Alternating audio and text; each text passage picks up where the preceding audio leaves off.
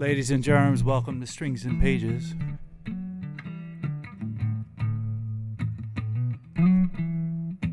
Rings of Hydra, Great Escape.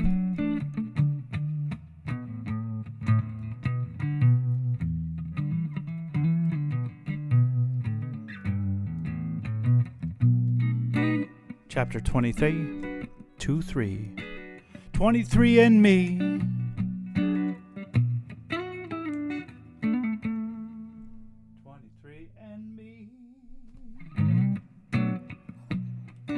Everyone had boarded the cargo jet. The back of this jet wasn't built for comfort. There were no seat belts, and instead of sitting on proper seats, the gang sat on the two long ledges that ran down both sides of the hull. David insisted the frontmost spots were reserved for his wife and son. Joe had pulled Jen up to the front as well. No one argued this. It didn't seem to really matter much where they sat.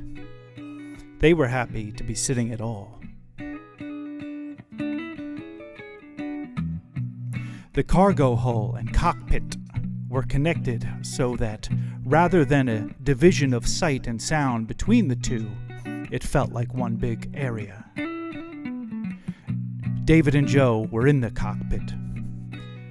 Dean Miller was right behind them, along with Reynolds, who paced back and forth down the center of the payload area, checking the view into the yard, then back to look at Barton. "He's still out cold," Reynolds said, a gentle tug on the ropes that bound him. "Is his head bleeding?" David asked from the front. Reynolds felt the back of the enforcer's head. "A little, but not bad," he said. "Hell of a bump, though." David began to feel remorse for his actions, then dismissed the emotion. "Run on logic, Hagen. We've got to go." "Okay," David said. "I'm about to close the door. Anyone who doesn't want to go, this is your last opportunity to stay. The cameras never saw you, and you can turn back now.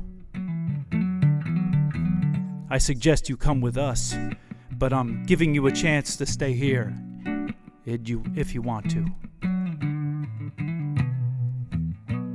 Silence prevailed in the cargo bay. All the Hagen-Reynolds clan looked at each other, possibly waiting for the first one to bail.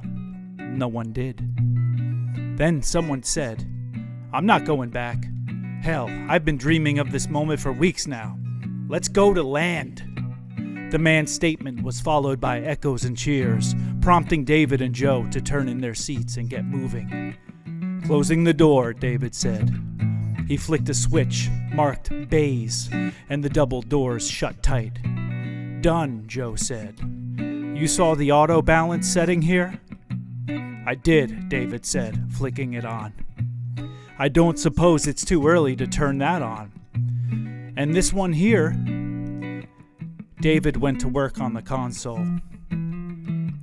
He was correct in that this thing operated very much like some of the other equipment he'd operated in the past. Everything was labeled clearly, and the overall mechanics of the ship were simple. This wasn't a fighter, after all. "Engines on," David said. He gave them a moment to warm up. And when he felt the vibration level off, he engaged the rise button. The crew in the back showed their excitement as the entire room they sat in lifted slowly off the ring. The rest was like operating the bucket arm on a front loader, the entire vessel controlled by a pair of joysticks. "Amazing," Joe said. "You never cease to impress me, brother." Don't jinx it, David said, looking up at the line of monitors that came on overhead once the ship left the ground. Like a string of rear-view mirrors, they showed the nearest objects in any direction. Only one of these small monitors beeped and flashed. "It's just the top of the gate," David said. "We'll clear it." "Nice and slow," Reynolds said from the back. "You're doing great, but take it easy." "Sit down, Ray," Joe said. "It'll feel more comfortable." One of the women in the group became upset.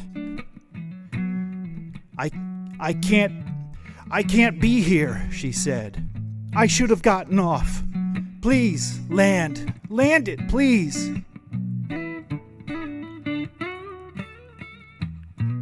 Her husband hugged her tightly. "We talked about this, Mary," he said. "It's going to be all right. David is doing a great job. This is gonna work." "Thank you," David yelled into the back. "It's gonna be better than all right." He thought this might happen. Someone losing their shit right as the ship took off.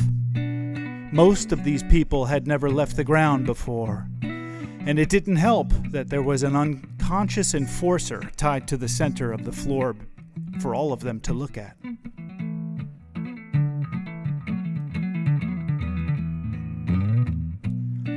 I should have left him at the job site, but then they would be on to us immediately. I had to take him.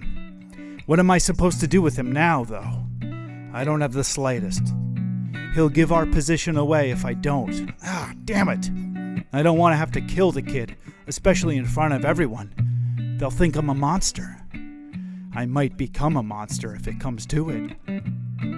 Maybe there will be another way. Maybe I can just leave him on the ship alone. He'll wake once we're gone, and he can take it back to the rings and go about his life. He'll appreciate that we left him alive. Won't he?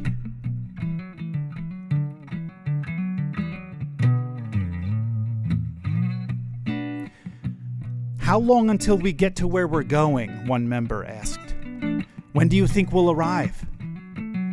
Probably in the middle of the night, David said. We could make this trip in 4 hours if I had really pushed it. But I'm thinking with my lack of experience, slow and steady will see us there safely.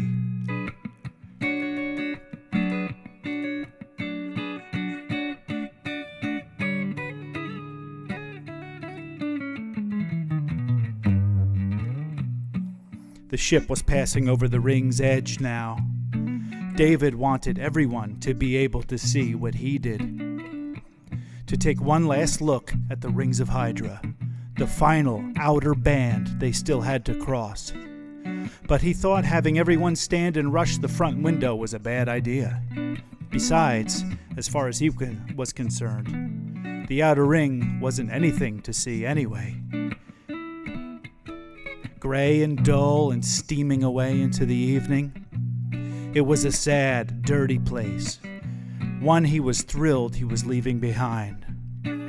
It hit him then like a ton of bricks. Ha ha! David laughed. We're doing it! We're actually pulling this off! He couldn't wait for his crew, his family, to see what he knew lay ahead. The Olympic forest was magnificent, and David couldn't wait to land there and live there the way he wanted, however he wanted. The crew clapped and whistled. They were beginning to understand it, too, the freedom that waited for them. Little did they know, getting there wasn't going to be as easy as they had hoped.